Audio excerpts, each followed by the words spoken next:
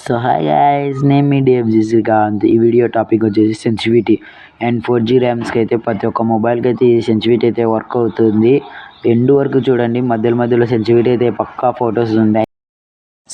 Guys, Sunday అయితే మనమైతే live పెడుతున్నాం, అందరు రండి. సో గైస్, మీకు కూడా ఈ సెన్సిటివిటీ నచ్చింటే ఓ సబ్స్క్రైబ్, ఒక లైక్, షేర్, కామెంట్ సెక్షన్లో సూపర్ అని టైప్ చేయండి గైస్.